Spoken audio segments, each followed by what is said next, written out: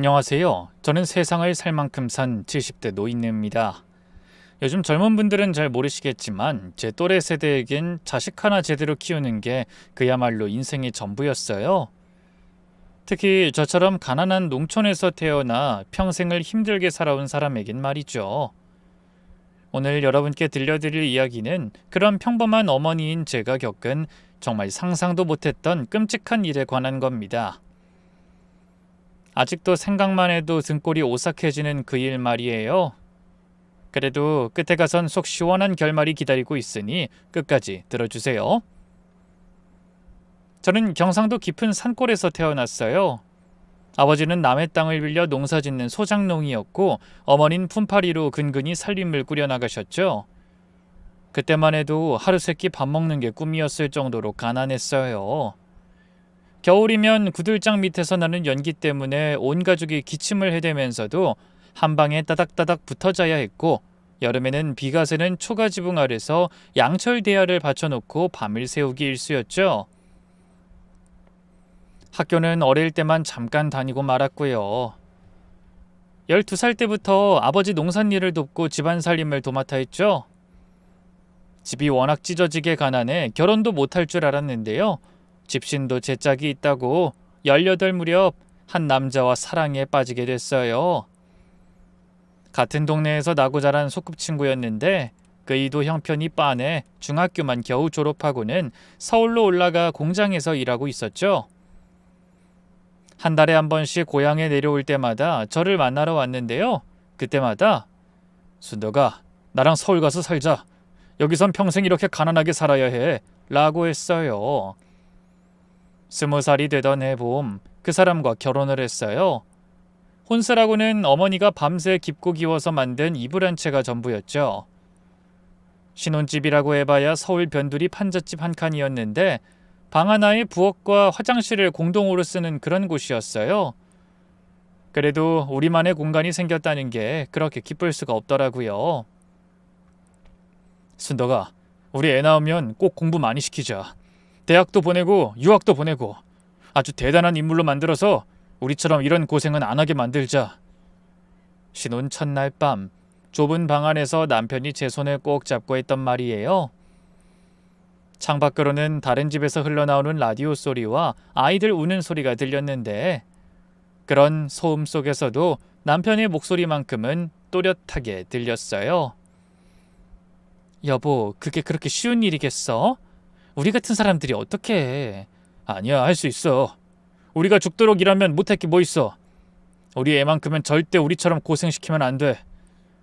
남편의 눈에서 이상하게 눈물이 글썽거리더라고요. 남편도 가난에 데일 만큼 데여본 사람이었으니까요. 그 모습을 보는데 가슴이 뭉클해져서 저도 모르게 고개를 끄덕였던 기억이 지금도 선명하네요. 결혼한 지 2년 만에 아들 민호를 낳았어요. 갓 태어난 아이의 얼굴을 보면서 남편이 또 한 번 그러더군요. 순덕아, 이 애만큼은 절대 우리처럼 살게 하면 안 돼. 아이고, 또 그 소리야? 우리 아들은 꼭 먹고 싶은 거 다 먹게 해주고 하고 싶은 거 다 하게 할 거야. 공부 많이 시켜서 훌륭한 사람이 되게 할 거라고. 남편이 그 결심을 지키기 위해 이후 더욱더 열심히 살았어요. 원체 성실한 사람이었는데 아들이 태어난 뒤로는 지독한 일벌레가 됐죠. 공장에서 일하면서도 틈만 나면 다른 일거리를 찾아다녔거든요. 중국집 배달원, 공사판 노가다, 택배, 상하차, 돈이 되는 일이라면 아무리 힘든 일이라도 마다하지 않았네요. 저 역시 아이를 어린이집에 맡기고 남의 집 가정부 일을 시작했어요. 하루 종일 걸레질에 설거지에 빨래까지 하고 나면 손끝이 갈라져서 피가 났지만 집에 와서 아들의 해맑은 얼굴을 보면 모든 피로가 씻겨 내려갔어요. 아들은 누굴 닮았는지 참 순했고요. 머리도 영특했죠. 아들이 초등학교에 들어갔을 때 담임 선생님이 학부모 상담에서 그러더군요. 민호가 참 똑똑한 것 같아요. 잘 키우시면 좋은 대학도 갈 수 있을 것 같은데요. 그게 정말인가요, 선생님?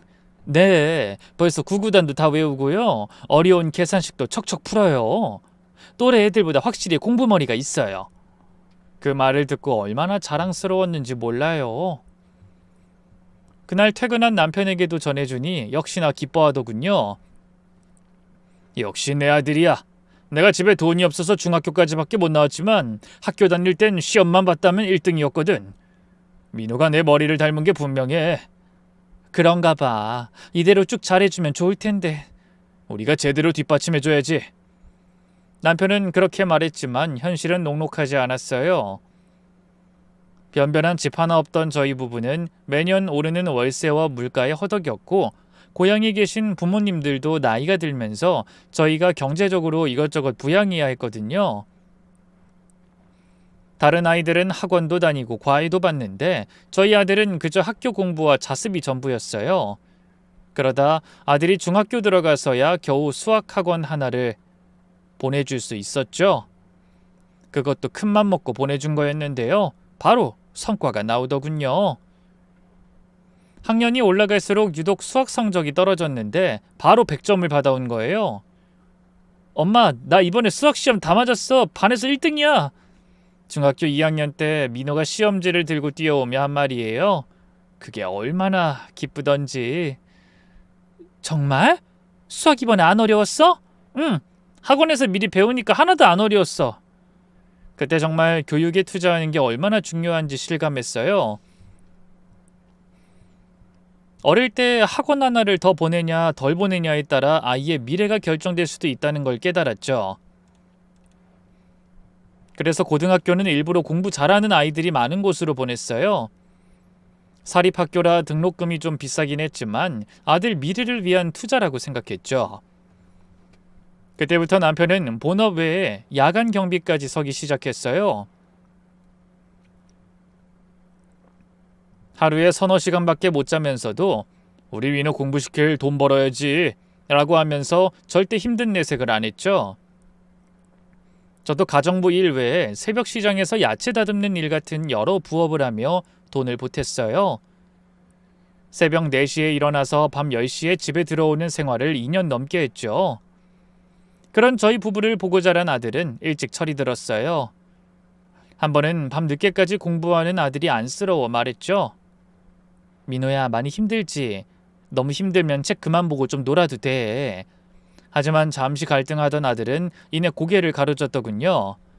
괜찮아요, 엄마. 엄마랑 아빠는 매일 서너 시간도 채 못 자고 일하는데 제가 꼭 성공해서 엄마 아빠 편하게 해드릴게요. 그 말을 듣는데 눈물이 났어요. 마냥 어리다고만 생각했는데 어느새 아들은 저희 마음을 다 알고 있었던 거예요. 그렇게 3년 내내 열심히 공부한 아들은 들어가기 어렵다는 의대에 당당히 합격했어요. 처음 그 소식을 듣고 저희 부부는 그 자리에서 엉엉 울었죠. 해냈다. 우리 민호가 해냈다고, 여보. 남편이 절 끌어안으며 울던 그 순간을 평생 잊을 수가 없어요. 동네 사람들도 순덕이네 아들이 의대 갔다더라 라면서 신기해했죠. 하지만 진짜 고생은 그때부터 시작이었어요. 의대 학비가 어마어마했거든요. 등록금에 아들 자취 생활비까지 합치면 한 달에 들어가는 돈이 남편 월급보다 많을 지경이었어요. 결국 저희는 살던 집까지 담보로 잡고 대출을 받아야 했죠. 괜찮아. 민호가 의사 되면 다 갚을 수 있어. 남편은 그렇게 말했지만 솔직히 저는 밤마다 돈 걱정에 잠을 못 이뤘네요. 다행히 아들은 저희 부부의 기대에 부응하듯 정말 열심히 공부했어요. 의대 다니는 내내 장학금을 받았고 성적도 늘 상위권을 유지했죠.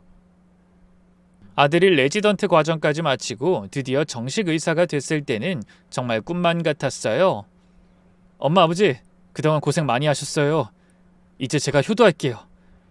하얀 가운을 입은 아들이 저희에게 인사하던 그 순간 지난 수십 년간의 고생이 모두 보상받는 기분이었어요.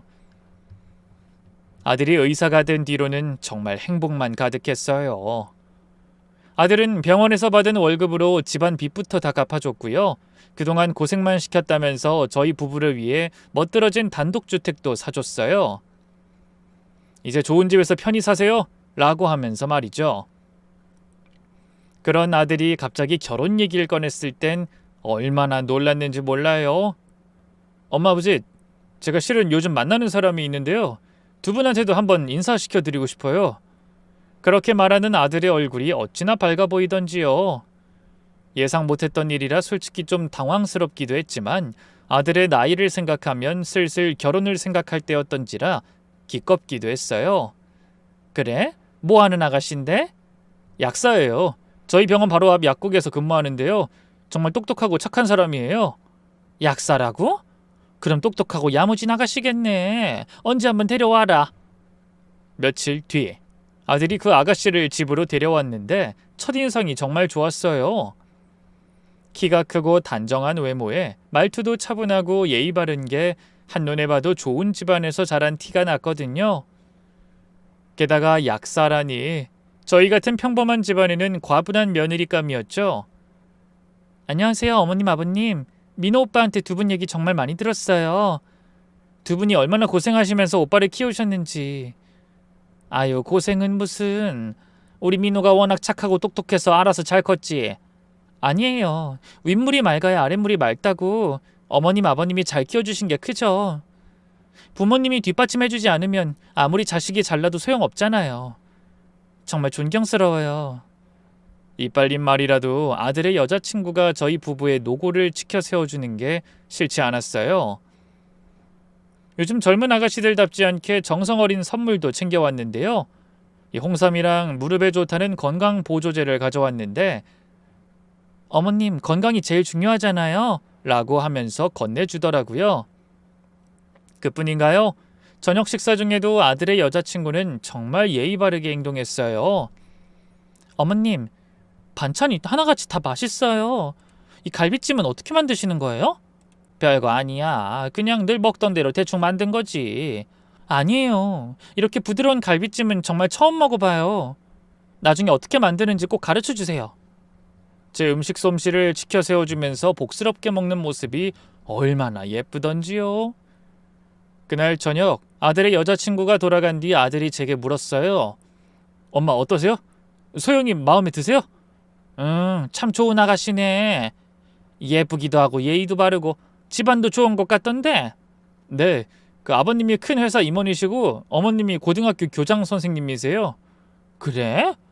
아유, 생각보다 더 귀한 집안 아가씨였구나. 문득 걱정이 됐어요. 아들 여자친구의 잘난 부모에 비해 저와 남편은 너무 평범했으니까요. 아니, 평범보다도 못한 것 같았죠. 그런 제 걱정을 읽었는지 아들이 부드럽게 말했어요.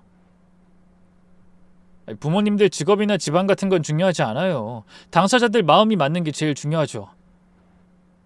그래, 그렇겠지? 그 집에서도 널 마음에 들어 해야 할 텐데. 걱정 마세요. 제가 누구예요? 엄마 하나뿐인 아들이잖아요. 아들의 장담대로 다행히 그 집안에서도 저희 아들을 마음에 들어 했어요. 몇 달 뒤 두 사람은 정식으로 약혼을 했고 그해 가을에 결혼식을 올렸죠. 결혼식 날 며느리가 웨딩드레스를 입고 절을 하는 모습을 보는데 가슴이 벅차올랐어요. 우리 민호가 정말 좋은 사람 만났구나 싶었거든요. 며느리는 시집 와서도 정말 완벽했어요. 저와 남편한테 항상 정중하게 대했고 따로 살면서도 자주 찾아와 살뜰하게 챙겼죠. 소영아, 이렇게 자주 안 와도 돼. 너도 일이 있는데 바쁘고 힘들지 않니? 아니에요, 어머님. 제가 오고 싶어서 오는 거예요. 어머님 얼굴도 보고 반찬도 얻어가려고요. 살갑게 구는 며느리가 어떻게 예쁘지 않을 수 있었겠어요? 그때만 해도 꿈에도 몰랐어요. 며느리와 제 관계에 엄청난 변화가 찾아올 줄은 말이죠. 아들이 결혼하고 1년 뒤 갑작스럽게 남편이 세상을 떠났어요. 평생 무리해서 일한 탓인지 심장에 무리가 와서 심근경색으로 쓰러진 거죠. 그날 저녁도 평상시와 다를 게 없었어요. 저녁 먹고 나서 오늘 좀 피곤하다 면서 일찍 방에 들어갔는데 새벽에 깨어보니 남편이 차갑게 식어 있더라고요. 여보, 여보! 아무리 흔들어도 깨어나지 않는 남편을 보면서 세상이 무너지는 기분이었어요. 급히 119에 신고해서 병원으로 갔지만 의사는 바로 사망 선고를 내리더군요. 안타깝지만 이미 돌아가신 지 몇 시간 된 것 같습니다. 라고 하면서요. 그 순간 다리에 힘이 풀려 그대로 병원 바닥에 주저앉았어요. 안 돼, 안 돼요. 이렇게 떠나보낼 순 없어요. 너무 갑작스럽잖아요. 아직 할 말이 많은데. 거짓말이죠, 선생님. 그렇죠? 죄송합니다. 이 뭐라고 드릴 말씀이. 평생을 함께한 동반자를 잃고 나니 세상이 끝난 것 같았어요. 아들을 훌륭한 사람으로 키우겠다는 꿈을 함께 이뤄낸 남편이 이제 막 편하게 살 수 있게 됐는데 그대로 떠나버린 거였죠. 장례식 내내 저는 넋이 나간 사람처럼 있었어요. 아들과 며느리가 모든 걸 처리해줬는데 사실 아들도 갑작스럽게 자기 아버지를 잃었으니 제정신이 아니었고요. 그나마 며느리가 저를 세심하게 챙겨줬어요. 일부러 제가 좋아하는 식당에 가서 음식까지 포장해왔죠. 어머님 좋아하시는 아구찜 사왔어요. 이거라도 좀 드세요. 어제부터 아무것도 안 드셨잖아요. 난 괜찮으니까 소영이 너 많이 먹어라. 이렇게 안 드시면 몸 상하셔요. 사온 제 정성을 봐서라도 한 입만 드세요. 이러다 어머님까지 잘못 드시면 저랑 그인 어떡해요. 아버님도 어머님이 건강하시길 바라실 거예요. 네? 남편을 잃고 너무 힘든 시간을 보냈지만 며느리의 그 갸륵한 효심 덕분에 간신히 이겨낼 수 있었네요. 그렇게 남편을 떠나보내고 얼마나 지났을까요? 어느 날 아들이 제게 말했어요. 엄마, 혼자 사시지 마시고 저희와 함께 사세요. 아버지도 그걸 원하실 거예요. 처음엔 거절했어요. 젊은 부부가 시어머니랑 같이 살면 불편하지 않겠냐 라고 하면서요. 내심 남편 떠나보내고 혼자 살자니 너무 적적하고 외로웠지만 그래도 며느리를 생각하면 그러면 안 될 것 같았죠. 근데 며느리가 먼저 나서더군요. 어머님, 저희가 모시는 게 당연하죠. 어머님 혼자 두고 어떻게 편하게 살겠어요. 아니다, 난 괜찮아. 혼자서도 충분히 잘 지낼 수 있다. 그러지 마시고, 솔직히 말씀드리면 저희도 곧 애 가질 텐데 어머님 도움도 좀 받고 그러고 싶어서 그래요. 또 지금 사는 아파트는 너무 작으니까 아예 어머님 댁으로 들어오면 좋겠다 싶어서요. 어머님 위해서 그러는 게 아니라 저희 좋자고 그러는 거라고요. 며느리가 그렇게 말하는데 눈물이 글썽거리더라고요. 저를 위해 애써 그렇게 포장해 준다는 걸 알았거든요. 아들도 며느리도 돈을 못 버는 직업도 아니고 베이비시터든 집이든 다 새로 구하면 그만 아니겠어요? 고민 끝에 결국 저는 아들 부부와 함께 살기로 했는데요. 그렇게 시작된 동거 생활에서 며느린 정말 말 그대로 저를 극진히 모셔줬어요. 다른 집 시어머니들한테서 듣는 며느리 하소연 같은 건 저와는 전혀 상관없는 이야기였어요. 저희 며느리는 정말 완벽한 며느리였거든요. 친구들도 부러워했죠. 순덕이 참 복 많이 받았네. 며느리가 저렇게 잘하는 집이 어딨어. 그러니까 말이야. 요즘 며느리들은 시어머니랑 전화하는 것도 싫어하는데 같이 살면서 모신다니. 그렇게 효성이 지극한 며느리 어디서 만나? 그런 말들을 들을 때마다 가슴이 얼마나 뿌듯했는지 몰라요. 그때만 해도 전 몰랐어요. 며느리의 따뜻한 미소 뒤에 숨겨진 무서운 진실을 말이에요. 처음엔 아무것도 몰랐어요. 며느리가 절 정말 잘 챙겨주는 것 같았고 집안일도 척척 잘해내니까 정말 내가 며느리 복은 타고났구나 싶었죠.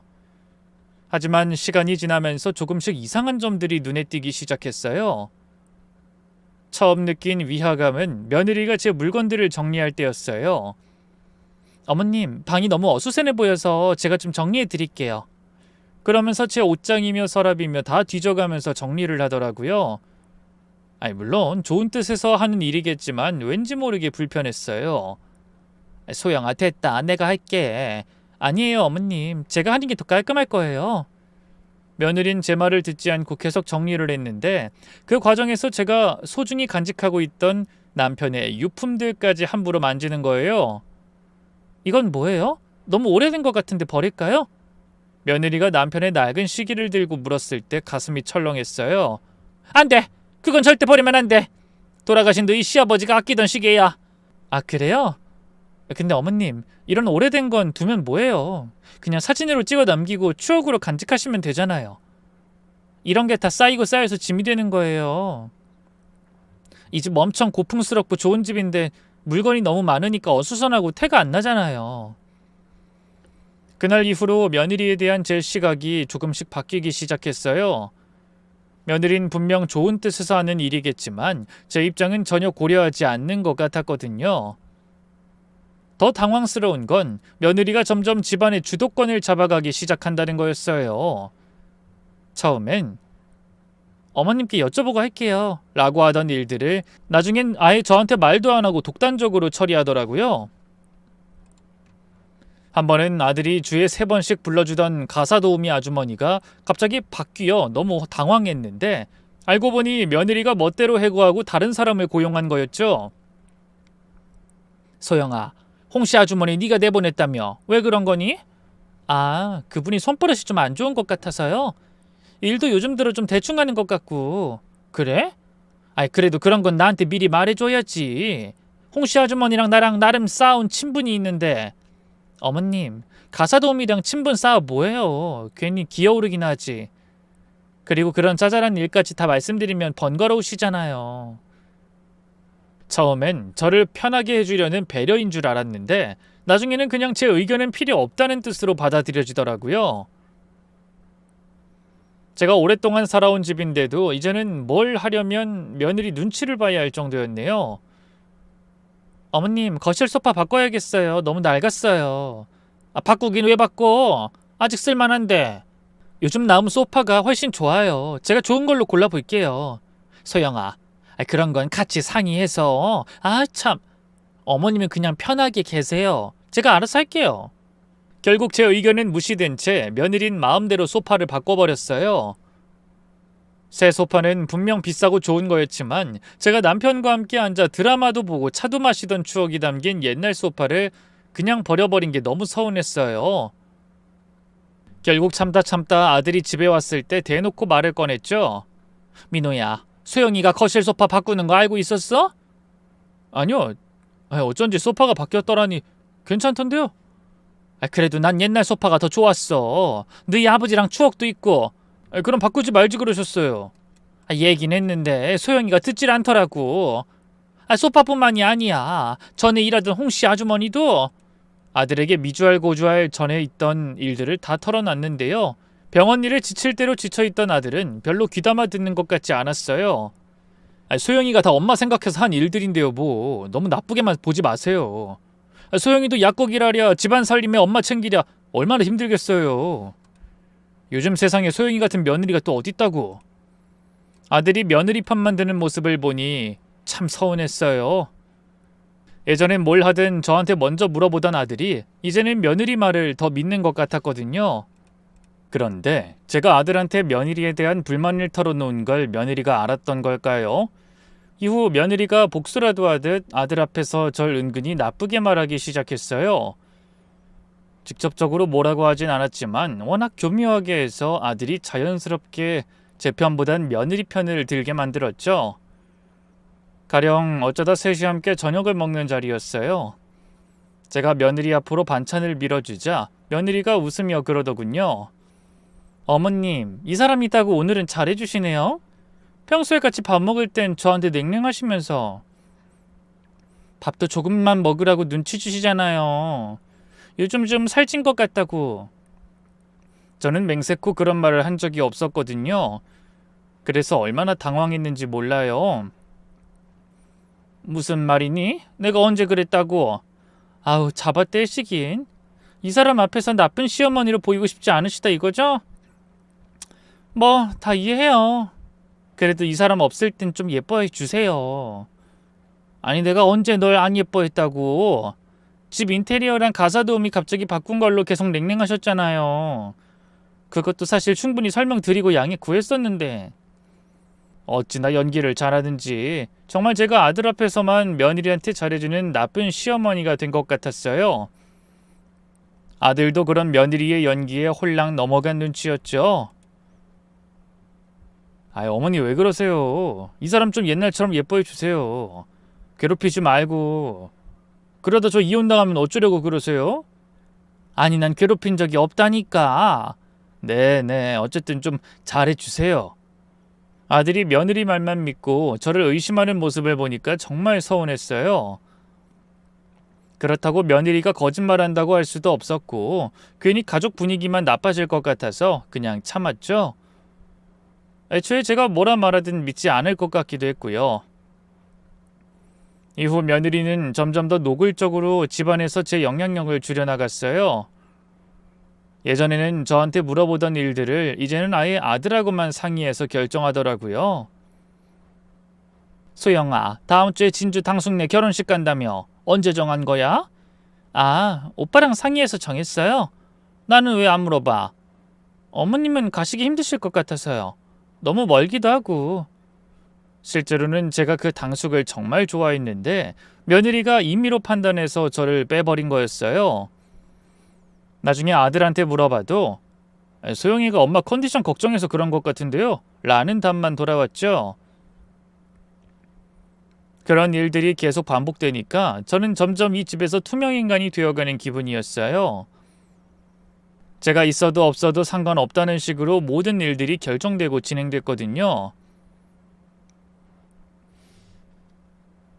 더 충격적인 건 며느리가 제 친구들까지 오지 못하게 막기 시작한 거였어요. 한 번은 제가 정말 오랜만에 친구들을 집으로 초대했는데요. 당일날 갑자기 며느리가 그러더군요. 어머님, 오늘 친구분들 오신대요? 죄송한데 다음에 만나시면 안 될까요? 제가 오늘 집에서 중요한 일이 있어서. 소영아, 벌써 약속한 일인데 어떻게 취소해? 죄송해요. 정말 급한 일이라서. 나중에 알고 보니 급한 일이라는 게 며느리 친구들과 홈파티를 하는 거였어요.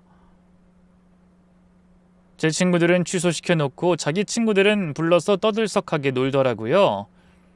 일부러 그런 게 분명했죠. 그때 정말 기분이 나빴어요. 그래서 처음으로 대놓고 따졌죠.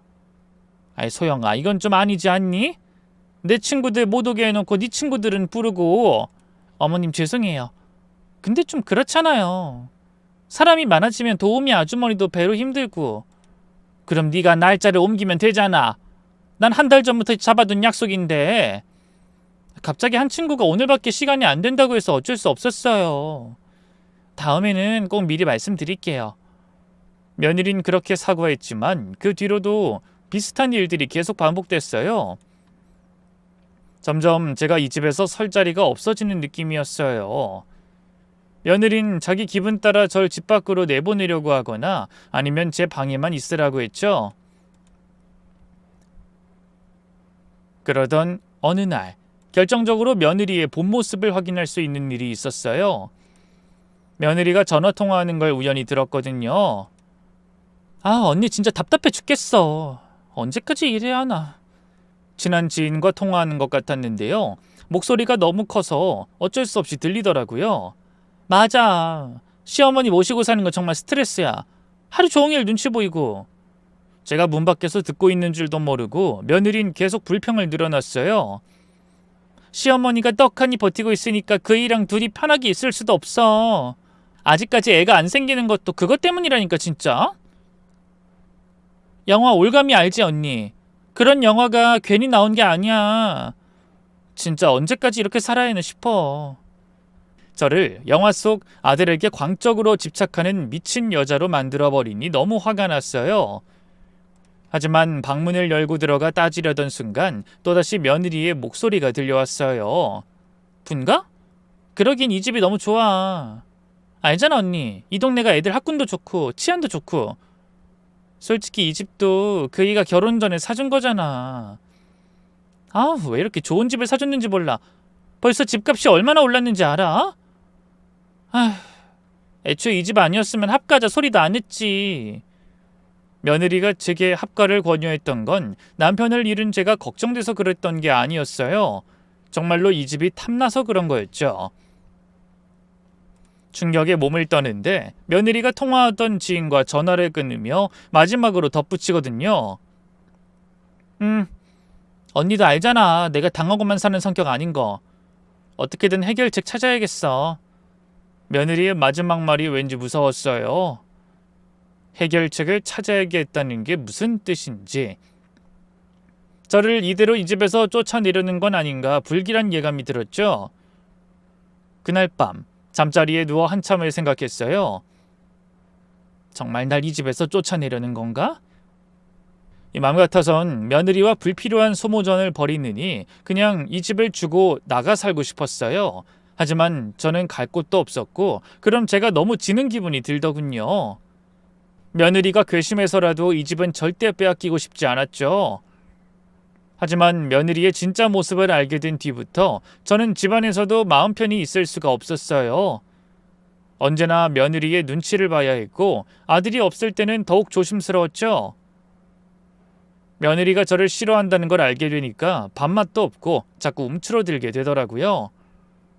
어머님, 저녁 드세요. 며느리가 상을 차려놓고 부르면 예전 같으면 기쁜 마음으로 나갔을 텐데 이제는 발걸음이 무거웠어요. 저 애가 속으론 나한테 얼마나 짜증이 날까 하는 생각만 들어서 제대로 먹지도 못했죠. 어머님, 왜 이렇게 조금만 드세요? 그냥 입맛이 없어서. 몸이 안 좋으신 건가요? 며느리가 그렇게 물어볼 때마다 씁쓸했어요. 진심 어린 걱정이 아니라는 걸 알고 있으니까 답답하기만 했죠. 머릿속엔 계속 며느리가 지인과 나누던 통화 내용만 생각났어요. 아들에게 한번 말해볼까? 아니면 며느리랑 얘기하고 잘 풀어봐? 어른답게? 하지만 날 너무 싫어하는 것 같은데. 수많은 생각들 때문에 밥도 제대로 못 먹고 하루 종일 방에만 틀어박혀 있었어요. 나가서 며느리 얼굴 보는 것도 부담스럽고 그렇다고 아들한테 며느리가 절 싫어한다고 말할 수도 없었죠. 어머님, 오늘 하루 종일 방에만 계셨어요? 답답하지 않으세요? 며느리가 그렇게 물어와도 아니야 괜찮아 라고 대답할 뿐이었어요. 차라리 진짜 속마음을 털어놓고 싶었지만 그러면 가정이 깨질 것 같아 계속 참았죠. 며칠을 그렇게 지내다 보니까 몸이 정말 안 좋아졌어요. 밥도 제대로 못 먹고 스트레스를 받으니까 어지러움증이 심해지고 가슴도 답답하더라고요. 그래도 견디고 있었는데 어느 날 오후에 정말 심하게 어지러워 쓰러지고 말았어요. 며칠 며느리가 약국에 출근하지 않는 날이라 저를 바로 발견했는데요. 어머님! 며느리가 놀라서 달려왔는데 저는 정신이 하나도 없었어요. 어머님 괜찮으세요? 어머님! 며느리가 제 이름을 부르는 소리가 멀리서 들려오는 것 같았어요. 며느리가 119에 신고를 했고 곧 응급차가 와 저를 병원으로 데려갔어요. 의식을 잃었다 깨어났다 하면서 병원에 도착했는데 정신을 차려보니까 병원 침대에 누워있더라고요. 어머님 정신 차리셨어요? 며느리가 제 옆에서 울먹거리고 있었어요. 눈이 빨갛게 부어있는 걸 보니 정말 많이 울었나 봐요. 여기가 어디지? 병원이에요. 어머님이 집에서 쓰러지셔서. 아, 그랬구나. 그제야 기억이 났어요. 어지러워서 쓰러진 거 말이에요. 어머님 정말 죄송해요. 제가 잘못했어요. 며느리가 갑자기 그런 말을 하면서 더 심하게 울기 시작했어요. 소영아 왜 울어? 네가 뭘 잘못했다고 그래? 어머님, 제가 정말 못된 며느리였어요. 어머님이 요즘 많이 힘드셨죠? 저 때문에 계속 식사도 거르신 거잖아요. 제가 다 알아요. 뭘 안다는 거야?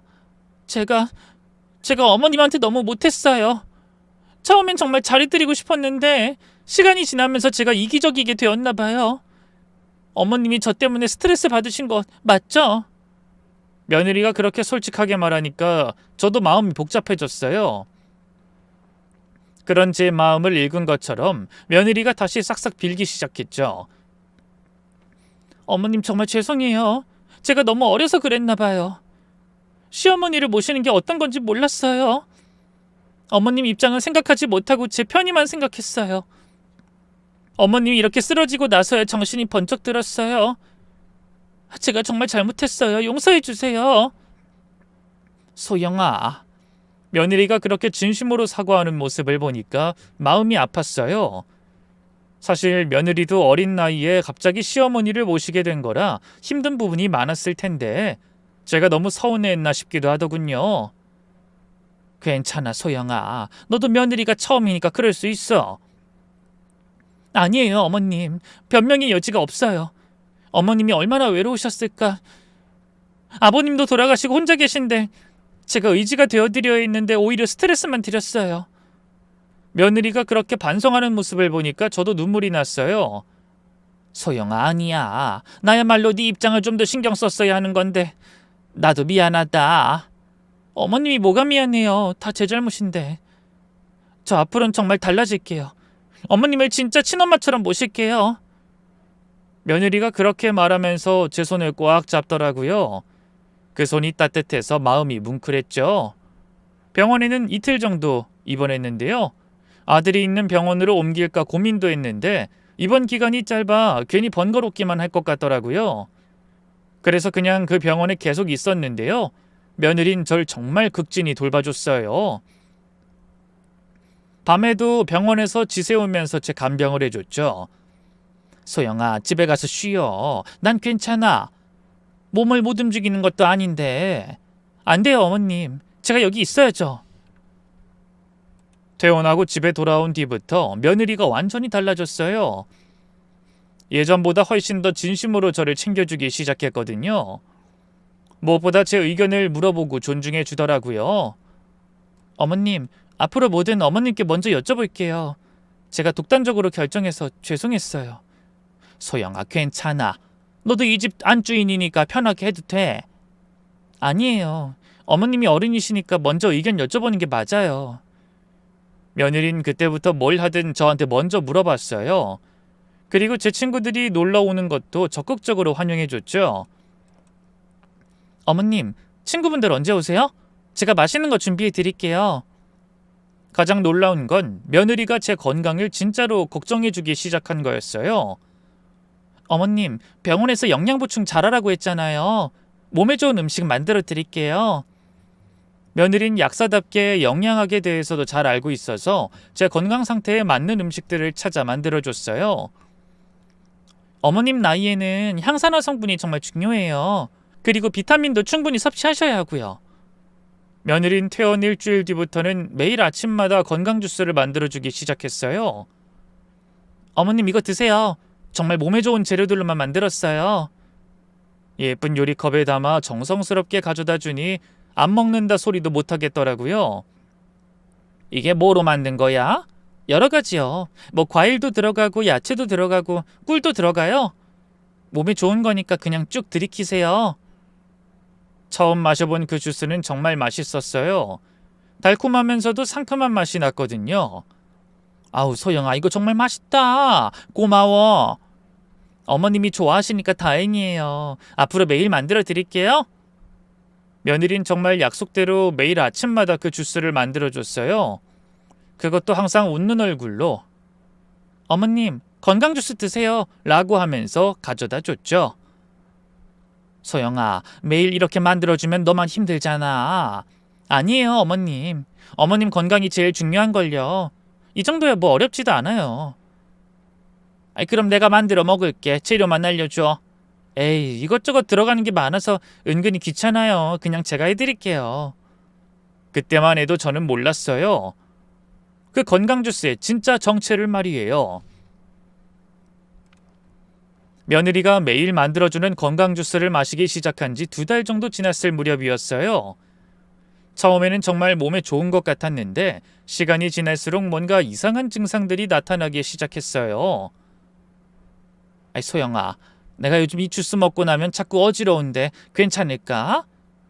그럴 리가요, 어머님. 주스에 얼마나 좋은 것만 잔뜩 넣는데. 건강 주스가 처음엔 몸에 안 맞을 수도 있어요. 좋은 성분들이 몸에 적응하는 과정이거든요. 명현 현상 같은 거죠. 그런가? 네, 며칠 더 드시면 몸이 적응해서 훨씬 좋아지실 거예요. 중간에 끊으시면 안 돼요. 약사인 며느리가 그렇게 말하니까 전 철석같이 믿었어요. 주스를 계속 마셔야 하는 줄로만 알았죠. 하지만 주스를 계속 마실수록 증상은 더 심해졌어요. 어지럼증뿐만 아니라 가끔 메스꺼움도 느껴졌고 밥맛도 떨어지고 자꾸 피곤했어요. 안 되겠다 싶어서 병원을 가보려고 했는데요. 웬걸 며느린 계속해서 병원에 가는 걸 만류했어요. 어머님, 나이가 나이시니까 그런 증상들이 자연스러운 거예요. 괜히 병원 가서 검사 받으면 더 걱정만 늘어날 수도 있고. 그래도 혹시 모르니까 검사를 받아보는 게. 제가 약사니까 잘 아는데 어머님 연세인 그 정도 증상은 정상이에요. 제가 어머님을 위해서 건강 주스 매일 만들어드리고 있으니까 조금 더 지켜보는 게 어떨까요? 병원 입원했다 퇴원한 지도 얼마 안 됐잖아요. 솔직히 어머님이 의사만 믿고 약사인 저는 못 믿겠다고 하시는 것 같아서 좀 서운해요. 생각지도 못한 며느리의 말에 저는 당황했어요. 뭐? 얘는 그게 무슨... 그런 거 아니야. 널 못 믿었으면 주스를 먹지도 않았겠지. 그럼 조금만 더 기다려주세요. 네? 며느리가 그렇게 말하니 더는 병원을 가겠다고 고집을 부릴 수가 없더라고요.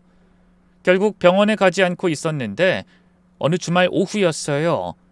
아들이 모처럼 만에 집에 와서 저랑 함께 거실에서 차를 마시고 있을 때였죠. 며느리는 약국 일 때문에 나가 있는 상태였던지라 모처럼 만에 모자둘이 안온한 시간을 보냈네요. 엄마, 요즘 어떠세요? 컨디션은 괜찮으시고? 응, 괜찮아. 너야말로 괜찮니? 요즘은 더 집에 못 들어오는 것 같던데. 네, 병원 일이 너무 바빠서요. 몸 축나지 않게 밥 잘 챙겨 먹으면서 일해. 그리고 바로 그때였어요. 아들과 말을 하다가 갑자기 어지러워서 비틀거렸어요. 찻잔을 놓으려다가 그만 손에서 놓쳐버렸죠. 찻잔은 그대로 바닥으로 떨어져 깨져버렸고요. 놀란 아들이 재빨리 절 붙잡았어요. 엄마, 괜찮으세요? 그냥 좀 어지러워서. 어지러우시다고요? 자주 그래요? 이게 자주는 아니고 그냥 가끔. 혹시라도 아들이 걱정할까봐 일부러 별일 아니라는 듯 말했는데요. 여전히 아들의 표정은 심각했어요. 엄마, 내일 당장 병원에 가봐요. 제대로 검사 받아보시는 게 좋겠어요. 됐다. 검사는 무슨. 그냥 현기증이 잠깐 난 것뿐이야. 얼마 전에도 입원하셨잖아요. 정확한 원인을 알아야지. 검진 한번 받아보세요. 내일 꼭 저희 병원으로 오세요. 아셨죠? 아들의 말에 결국 저는 고개를 끄덕였고요. 다음 날 아들이 근무하는 병원으로 갔어요. 일부러 며느리에겐 말하지 않았어요. 제가 병원에 가는 걸 다른 뜻으로 받아들여 서운해할까봐 걱정됐거든요. 아들이 일하는 병원이 제법 큰 병원이었던지라 이과 저과 돌면서 꼼꼼하게 검사를 받았는데요. 혈액 검사까지 마치고 나니 간호사가 어머님, 결과는 이틀 뒤에 나와요. 그때 다시 오세요. 라고 하더군요. 이틀 뒤 저는 다시 며느리 몰래 병원에 갔어요. 아들에게도 사정을 설명하고 입단속을 시켜둔 상태였죠. 그런데 진료실에서 아들이 검사 결과지를 보더니 갑자기 표정이 굳어지더라고요. 이상하다. 이게 뭐지? 그러더니 간호사를 불러서 이 검사 재확인해주세요. 정밀하게. 라고 지시했어요. 저는 불안해졌죠. 민호야, 뭐가 문제야? 엄마, 잠시만요. 다시 한번 확인해봐야겠어요. 피검사도 다시 받아봐요. 그렇게 재검사를 받고 다시 결과가 나왔는데요. 아들이 그걸 보더니 완전히 창백해지더라고요. 그리고는 의자에서 일어나 진료실 문을 닫고 저를 똑바로 쳐다보면서 조심스럽게 물었죠. 엄마, 밥 말고 드시는 거 있어요? 그 순간 왠지 모르게 가슴이 철렁했어요. 아들의 목소리가 너무 심각했거든요. 왜? 뭔가 잘못됐어? 엄마, 정말 중요한 질문이에요. 밥 먹고 다른 거 정기적으로 드시는 거 있으세요? 영양제라거나 건강식품이라거나. 아니야, 따로 뭐 먹는 거 없어. 그냥 소영이가 만들어주는 건강주스 정도인데 매일 아침마다 마셔. 그러자 아들의 얼굴이 더욱 심각해지더라고요. 엄마, 혹시 집에 그 주스가 남아있어요? 응, 냉장고에 있을 거야. 왜? 엄마, 지금 집에 가서 그 주스 가져올 수 있어요? 소영이한테는 절대 말하지 마세요. 아들의 말투가 너무나 진지해서 뭔가 심상치 않다는 걸 느꼈어요. 알겠어. 근데 왜 소영이한테 말하면 안 돼? 엄마, 일단 주스부터 가져와 주세요. 설명은 나중에 드릴게요. 저는 집으로 돌아갔어요. 다행히 며느리는 약국에 나가서 없었죠. 저는 재빨리 냉장고에서 건강주스를 꺼내 가방에 넣고 다시 병원으로 갔어요. 아들이 그 주스를 받아들더니 엄마, 이걸 성분 분석을 의뢰해봐야겠어요. 며칠 걸릴 거예요. 라고 하더라고요. 왜? 뭔가 의심스러운 게 있어? 엄마 혈액 검사에서 이상한 수치가 나왔어요. 정확히 뭔진 모르겠지만 어떤 독성 물질에 노출된 것 같아요. 독성 물질이라고? 네. 그래서 엄마가 드시는 것들을 하나씩 확인해 봐야 해요. 일단 이 주스부터 분석해 볼게요. 병원도 그 사람이 가지 말라고 한 거라면서요? 아들의 말에 급격히 심장이 뛰기 시작했어요. 문득 옛날에 며느리가 지인과 통화하면서 뭔가 방법을 찾아야겠다고 말했던 게 생각나더군요. 설마 아닐 거야. 그 뒤로 잘못했다고 울면서 사과도 했는걸. 소영이가 아무렴 그렇게 악독할 리가. 그렇게 스스로를 진정시키려고 해봐도 여전히 가슴 한구석이 찜찜하고 불안한 건 어쩔 수가 없었어요. 검사 결과가 나오기까지 며느리 얼굴을 똑바로 쳐다볼 수가 없을 정도였죠. 그래도 어찌저찌 태어난 척 며칠 동안 시간을 보냈고요. 정확히 일주일 뒤 아들이 급하게 저를 병원으로 부르더라고요. 진료실에 들어가니 아들의 얼굴이 완전히 굳어 있었어요. 엄마, 분석 결과 나왔어요. 아들이 떨리는 목소리로 말했어요. 이 주스에서 식물성 독성 물질이 검출됐어요. 뭐? 독성 물질이라니? 엄마, 이건 관상용 식물에서 나오는 독성 성분이에요. 소량을 장기간 섭취하면 서서히 심장 기능을 저하시키는. 아들의 말을 듣는데 머리가 하얗게 변하는 기분이었어요. 그럼 소영이가... 엄마, 이건 실수로 들어갈 수 있는 성분이 아니에요. 고의로 계획적으로 넣은 거예요. 그 순간 세상이 무너지는 기분이었어요. 제가 그렇게 믿고 고마워했던 며느리가, 과거의 잘못을 진심으로 반성한다고 생각했던 며느리가 실제로는 저를 죽이려고 했다는 사실이 믿어지지 않았거든요. 민호야, 그럼 소영이가 정말... 네, 엄마. 소영이가 엄마를 독살하려고 했어요. 이대로 계속 드셨으면 몇 개월 안에 심장마비로 자연사처럼 보이게 하려던 거예요. 아들도 믿기 어렵다는 듯이 떨리는 목소리로 말했어요. 엄마, 일단 경찰에 신고해야 해요. 이건 살인미수예요. 그 말에 저는 더욱더 충격에 휩싸였어요. 살인이라니... 소영이가 왜 그런 짓을... 그건 저도 모르겠어요. 저도 지금 이 상황이 도무지 믿기지가 않아요. 이성적으로 보이던 아들도 그런 척했을 뿐 실상은 저만큼이나 당황하고 두려운 눈치였어요. 그걸 깨달은 순간 다리에 힘이 풀렸어요. 그토록 사랑하고 믿었던 며느리가 저를 죽이려 했다는 사실이, 그것도 그렇게 교묘하고 잔인한 방법으로 죽이려 했다는 사실이 도무지 믿기지 않더군요. 저는 덜덜 떨리는 목소리로 아들에게 말했어요. 옛날에 소영이가 지인하고 통화하는 걸 들은 적이 있다. 날 생각해서 합가한 게 아니라 지금 사는 그 집이 너무 탐나서 그랬다고. 집값도 많이 올랐고 애 키우는데도 좋다면서. 근데 막상 나랑 사니까 너무 불편하다면서 뭔가 방법을 찾아야겠다고 했었어. 그런 일이 있었어요? 근데 왜 저한테 얘기 안 하셨어요? 그 전부터도 말했었잖니. 소영이가 날 무시하고 없는 사람 취급하며 괴롭힌다고. 하지만 넌 믿지 않았었지. 그러자 아들의 얼굴이 죄책감에 참혹하게 일그러졌어요. 죄송해요, 엄마. 제가 못난 놈이었어요. 전 그런 끔찍한 여자일 줄은... 엄마, 일단 당장 집에 가서 짐 싸세요. 소영이가 퇴근하기 전에요. 저도 지금 경찰에 신고할게요. 그런데 바로 그때였어요. 진료실 문이 벌컥 열리면서 누군가 안으로 들어왔어요. 다름 아닌 며느리였죠.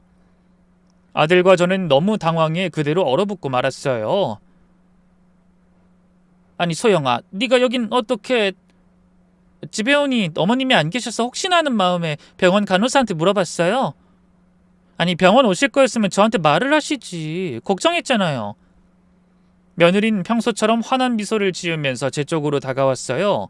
그러자 아들이 재빨리 절 자기 등 뒤로 보호하듯 보내더니 며느리를 보며 차갑게 말했어요. 소영아, 더 이상 연기하지 마. 다 들통났어. 그러자 며느리의 얼굴에서 미소가 사라지면서 순간 당황한 기색을 보였어요. 여보, 그게 무슨 말이야? 엄마한테 독 먹인 거 다 알고 있어.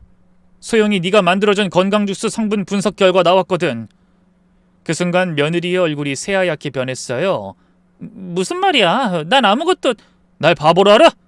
이 독은 절대 그냥 우연히 들어갈 수 있는 독이 아니야. 지금 바로 경찰에 신고해서 당신 약국이랑 집 뒤져볼까? 뭐가 나올지. 더 이상 숨길 수 없다는 걸 깨달은 걸까요? 며느리가 바닥에 주저앉으면서 떨리는 목소리로 말하기 시작했어요. 어머님, 정말 죄송해요. 저도 어쩔 수 없었어요. 어쩔 수 없었다고? 사람을 죽이는 게 어쩔 수 없는 일이야? 전 기가 막혀서 외쳤어요. 옆에 있던 아들은 화를 참지 못하고 달려가 며느리의 멱살을 잡았고요. 그대로 연거푸 뺨을 세게 때렸죠. 대체 왜 우리 엄마한테 그런 짓을 한 거야? 그러자 며느리가 눈물을 흘리면서 진짜 속마음을 털어놓기 시작했어요. 여보, 나 정말 답답했어. 결혼하고 나서 계속 어머님 눈치만 보고 살아야 하고 친구들은 다 자유롭게 사는데 나만 시어머니 모시고. 그래서 엄마를 죽이려고 했다고? 당신 제정신이야? 처음엔 그럴 생각 없었어. 어머님이 쓰러지셨을 때 반성하고 달라지겠다고 했던 것도 진심이었어. 근데 시간이 지나면서 또 답답해지더라고. 며느리의 고백을 들으면서 온몸에 소름이 돋았어요. 저도 모르게 끼어들어 물었죠. 그럼 언제부터 그런 끔찍한 생각을 한 거니? 마당에서 그 나무 발견하고 나서요. 제가 약사니까 마당에 있는 그 나무 잎에 독성이 있다는 걸 알고 있었거든요. 그걸 주스에 넣으면 괜찮겠다 싶어서. 알고 보니 며느리가 쓴 식물성 독은 한국에서 흔히 볼 수 있는 관상용 식물에서 채취한 거였어요. 잎과 줄기, 그리고 꽃에 모든 강한 독성이 있어 오래 복용하면 심장과 소화기관에 큰 문제가 생긴다고 하더군요. 어쨌든 그 말을 들으니까 더욱 기가 막혔어요. 제가 며느리를 용서하고 고마워하는 사이에 며느린 절 죽일 방법을 생각하고 있었던 거예요. 제가 충격에 덜덜 떠는 사이 아들이 다시 소리쳤어요. 너 진짜 제정신이야? 차라리 따로 나가 살자고 하지! 아니 뭐야? 뭐 진짜 그 집이 탐이 나서 그런 거야? 그런 거 아니야. 나도 진짜 어머님 때문에 나름 힘들었다니까? 그렇다고 죽일 생각을 해? 그것도 약사로서의 지식을 이용해서? 차라리 나랑 이혼을 하지! 왜? 난 당신한테 아무 불만 없는데. 그렇다고 어머님이랑 문제 일으켜서 당신 힘들게 하고 싶지도 않았을 뿐이야. 조금씩 넣으면 자연사처럼 보일 거라고 생각했어. 나이가 많으시니까 심장마비로 돌아가셔도 아무도 의심하지 않을 거라고. 자연사? 너 완전히 미쳤구나! 아들이 며느리를 보는 눈빛이 완전히 달라져 있었어요. 사랑하는 아내가 아니라 정말 무서운 범죄자를 보는 눈빛이었죠. 그제야 며느리가 이건 아니다 싶었는지 무릎을 꿇고 싹싹 빌더군요. 여보, 미안해. 내가 잠깐 미쳤었나 봐. 제발 한 번만 용서해주라. 응? 용서를 빌 상대가 잘못된 거 아니야? 아들의 날카로운 되물음에 며느리의 눈길이 그제야 다시 저로 향했어요. 어머님, 제가 정말 잘못했어요. 앞으로 다신 안 그럴게요. 네? 네 말을 어떻게 믿니? 난 이미 널 한 번 용서했었는데. 두 번은 없어. 더군다나 날 죽이려 했던 널 어떻게 용서해? 어머님, 그럼 제발 경찰에 신고만은. 원한다면 이 사람이랑 이혼할게요. 다신 어머님 앞에 나타나지도 않을게요. 네? 하지만 다른 것도 아니고 살인 미수잖아요. 아들은 바로 경찰에 신고를 했고요. 곧 경찰들이 와서 며느리를 체포해 갔어요. 그 순간까지도 며느린 어머님 정말 죄송해요 라고 하면서 울고 있었지만 전 더 이상 그 눈물을 믿을 수가 없었어요. 엄마, 괜찮으세요? 아들이 제 어깨를 붙잡고 물어봤는데 저는 아직도 믿어지지 않았어요. 민호야, 정말 소영이가 그런 일을... 네 엄마, 다행히 조기에 발견해서 해독치료 받으시면 완전히 회복하실 수 있어요. 그날부터 저는 병원에서 해독치료를 받기 시작했어요. 몸에 쌓인 독성 물질을 빼내는 치료였는데 다행히 큰 후유증 없이 회복할 수 있었죠. 아들이 정말 극진히 간병도 해줬어요. 엄마, 내가 미안해요. 제가 더 일찍 눈치챘어야 했는데. 아니야, 민호야. 너도 설마 소영이가 그런 끔찍한 짓을 할 줄은 몰랐겠지. 이후 저희 모자의 사이는 더욱더 각별해졌고요. 며느린 재판에서 살인미수죄로 10년형을 선고받았어요. 법정에서도 끝까지 정말 죄송합니다 라고 하면서 울었지만 전 한 번도 용서한다고 말하지 않았어요. 용서할 수가 없었거든요. 그 뒤로 아들은 당연히 이혼 절차도 밟았는데요. 근데 그 과정에서 충격적인 사실이 밝혀졌어요. 알고 보니 며느리네 집안이 완전히 망하기 직전이었던 거예요. 박가사도는 회사 임원이라고 했는데 실제로는 몇 년 전에 투자 사기에 걸려 회사도 그만두고 엄청난 빚을 지고 있었어요. 그 어머니도 교장 선생님이 아니라 그냥 주부더군요. 그동안 저희한테 완전히 거짓말을 하고 있었던 거죠. 엄마, 장인어른이, 아니 그 여자 아버지가 고리 대금업자들한테 빚을 져서 거의 야반도주 직전이었대요. 그래서 어머니 유산을 노리고 그런 것도 있었던 것 같아요.